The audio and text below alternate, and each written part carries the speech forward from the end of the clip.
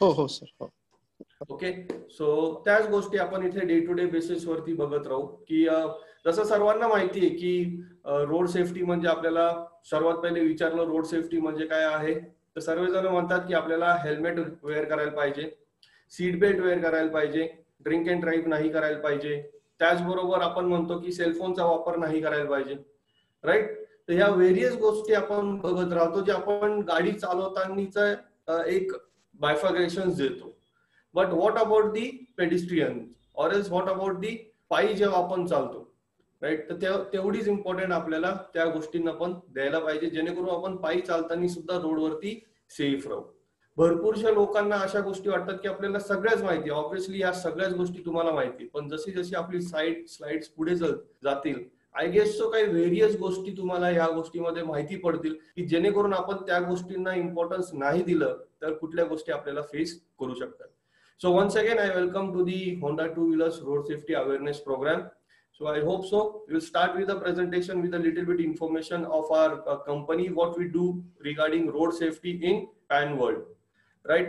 तर होंडाची कंपनी आहे ती 4S कन्सेप्ट वरती काम करते, राईट. ज्याच्यामध्ये तुम्ही बघू शकता की सगळ्या मॅन्युफॅक्चरिंग कंपनी ज्या आहेत ते 3S वरती काम, सेल्स सर्व्हिस आणि स्पेअर पार्ट वरती काम करते day to day basis. But with it Honda is the first manufacturing company की जी डे टू डे बेसिस वरती आपल्याला सेल्स सर्व्हिस स्पेअर पार्ट तर देतेच पण सेफ्टी वरती पण डे टू डे बेसिस वरती आम्ही काम करतो. So this is and some unique thing which we give towards the society.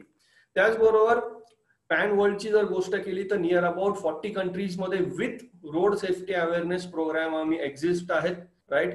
Base सर्वांना माहिती असेल, base location of the Honda motorcycle is the Japan. ही प्रॉपर कंपनी जी आहे ती जापान मधनं आहे, राईट. त्याचबरोबर आमचे इन्स्टिट्यूट्स आहेत की जिथे आपण डेली बेसिस वरती बघू शकतो की आम्ही ट्रेनिंग्स घेतो ज्याच्यावरती various kind of things you can see की जिथे रोड सेफ्टीला आपण ह्या गोष्टींचे इम्पॉर्टन्स देत राहतो.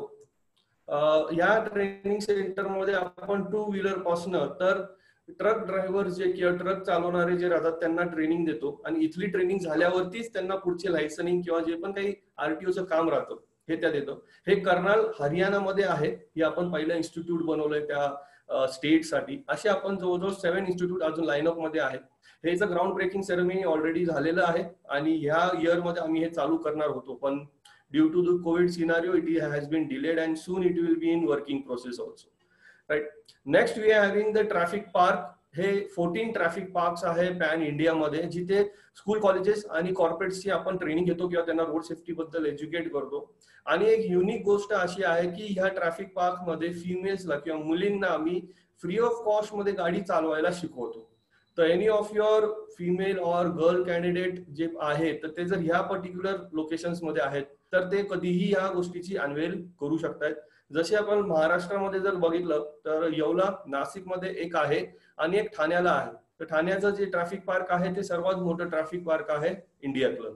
सो कधी पण तुम्ही या ट्रॅफिक पार्कला व्हिजिट करू शकता as a college, as a corporates असतो आणि स्कूल्सचे सुद्धा याच्या व्हिजिट करू शकतात.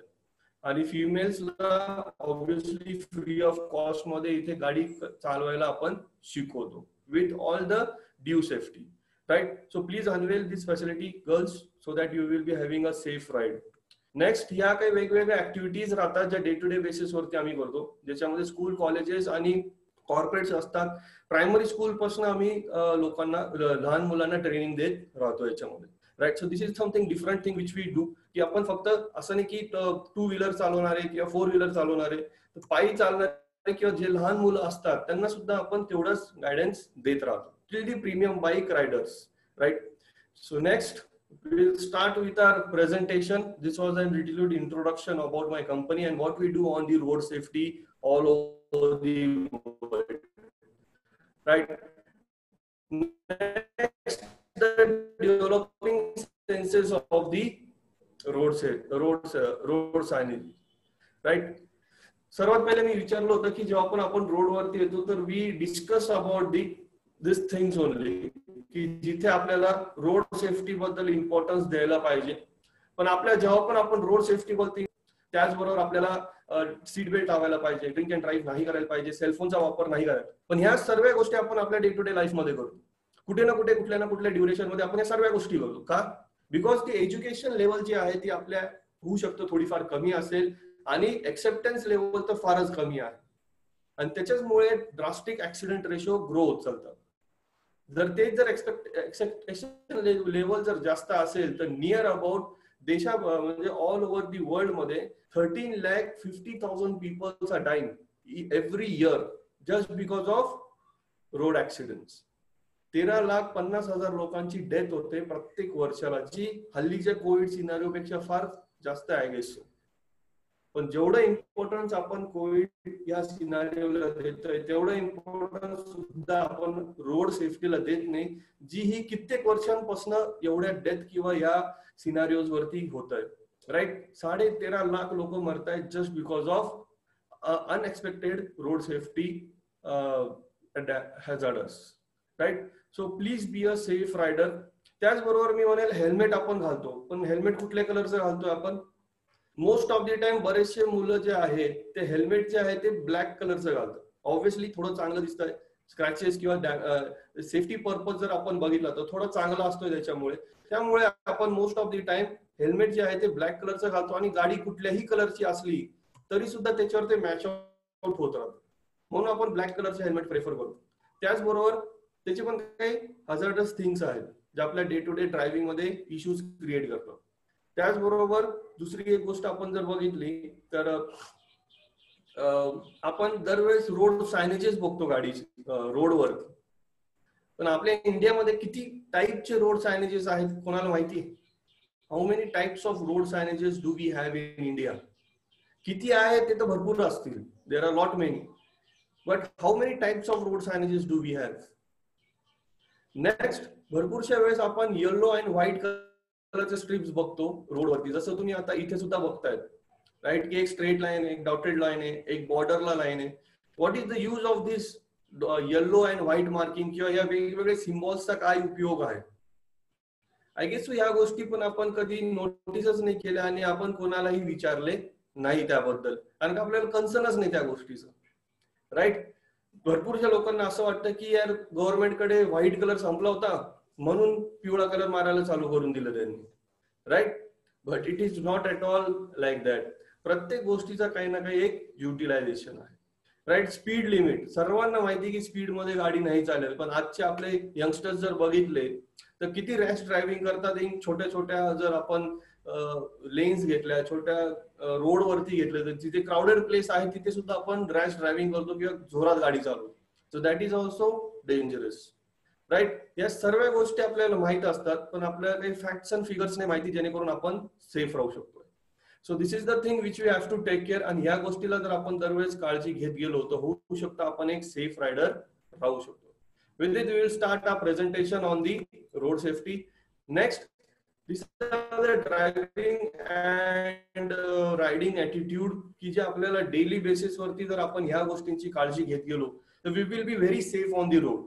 जसं रिस्पॉन्सिबिलिटीज आपल्याला प्रॉपरली पाहिजे, अँटिसिपेशन, कॉन्सन्ट्रेशन प्रॉपर वे मध्ये पाहिजे, आणि तसंच आपलं पेशन्स आणि एक्सपर्टीज, या 5 गोष्टींनी जर आपण डे टू डे बेसिस वरती व्हेकल चालवत गेलो तर होऊ शकतोय की आपण एक सेफ रायडर सुद्धा होऊ शकतो. पण आपण ह्या गोष्टींना कधीही इम्पॉर्टन्स देत नाही. जसं की रिस्पॉन्सिबिलिटी, आपण म्हणतो काय रिस्पॉन्सिबिलिटी, आपण हे चांगली गाडी चालवू शकतो, संपलं विषय. बट त्याचबरोबर आपण ओव्हर स्पीड मध्ये गाडी चालवतो, ट्रॅफिक सायनेजेस फॉलो करत नाही, त्याचबरोबर सिग्नल्स जे आहे ते प्रॉपर वे मध्ये फॉलो, जसं येलो लाईट वरती आपण घाई करतो पुढे जायची. राईट, ह्या गोष्टी आपल्याला नाही करायला पाहिजे. आणि दिस आर द रिस्पॉन्सिबिलिटीज जेणेकरून तुम्ही सुद्धा सेफ राहता आणि इतर जे लोक आहेत रोडवरती ते सुद्धा सेफ राहतात. अँटिसिपेशन म्हणजे काही गोष्टी ज्या अचानक आपल्या ड्रायव्हिंग मध्ये येतात किंवा अचानक आपल्याला रोडवरती बघायला भेटतात. जसे की एखादं पार्क केलेली व्हेकल आहे आणि तुम्ही तिला ओव्हरटेक करताय. राईट, ओव्हरटेक करताना अचानक तिचा ड्रायव्हर साईडचा दरवाजा तो ड्रायव्हर ओपन करतो आणि एक मेजर ऍक्सिडेंट तिथे होण्याचे चान्सेस ग्रो होऊन जातात. What is the utilization? कारण का आपण त्या गाडीला जवळून ओव्हरटेक करत होतो, भले ती पार्ट आहे पण त्या गाडीला आपण जवळून ओव्हरटेक करतो. ते जर आपण थोडं लांबून किंवा साईड थोडी स्पेस ठेवून जर आपण ओव्हरटेक केलं असतं तर obviously this kind of anticipation will be very less, जेणेकरून तुम्ही पण सेफ राहाल आणि येस ज्यांची चुकी त्यांना सुद्धा आपण सेफ ठेवू शकतोय. राईट, तर जेव्हा पण तुम्ही अशा प्रकारे ओव्हरटेक करताय तर बऱ्याचशा वेळेस आपण डिस्टन्स ठेवत नाही, तर तो डिस्टन्स ठेवायला पाहिजे. बऱ्याचशा वेळेस जेव्हा हाय स्पीड मध्ये आपण गाडी चालवतोय तर आपण एक गोष्ट विसरून जातो की आपण लोकल सिटी एरियामध्ये गाडी चालवतोय, की जेणेकरून अचानक पण कोणीतरी तुमच्या रोडवरती येऊ शकतंय किंवा रोडच्या मध्ये कोणीतरी येऊ शकतंय, जेणेकरून एक मेजर ऍक्सिडेंट होईल. That is called an anticipation. जी पण काही गोष्ट अचानक आपल्या ड्रायव्हिंग मध्ये किंवा रोड्स मध्ये येत आहेत तर त्याला आपण अँटिसिपेशन या गोष्टीचा युटिलायझेशन आहोत. Concentration that is a major factor. की भरपूरशा वेळेस जेव्हा आपण टू व्हीलर वरती गाडी चालवतो तर आपण मागे जो बसलेला व्यक्ती त्याच्यासोबत गप्पा मारत बसतोय, हेडफोन वरती गाणे ऐकत चालतोय किंवा सेलफोनवर बोलत चालतोय किंवा रोडवरती कॉन्सन्ट्रेशन ना देतोय आपण इकडे तिकडे बघत चालतो काय अरे हे काय ते काय म्हणून.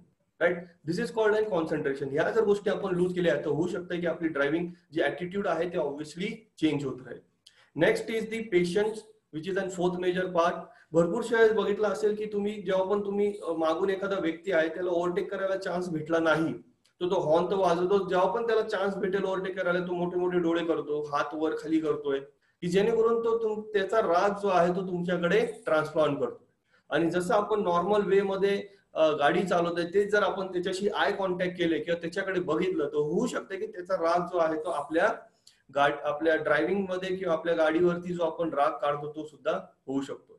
सो मेक शुअर की बऱ्याचशा वेळेस आपल्याला जे आहे आय कॉन्टॅक्ट अवॉइड करायला पाहिजे फ्रॉम अदर रायडर्स, की जेणेकरून त्यांचा जो अग्रेसिव्हनेस आहे किंवा त्यांचा जो राग आहे तो आपण आपल्या ड्रायव्हिंग स्किल्स मध्ये नाही आणायला पाहिजे. So this is called and patient.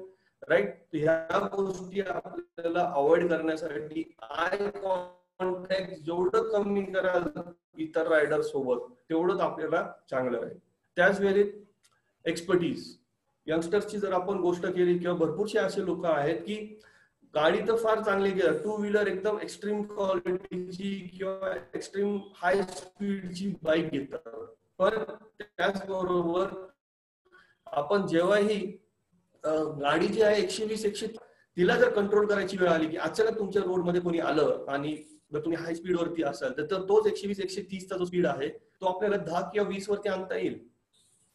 I think so most of the time नाही होणार ही गोष्ट, कारण का जर आपल्या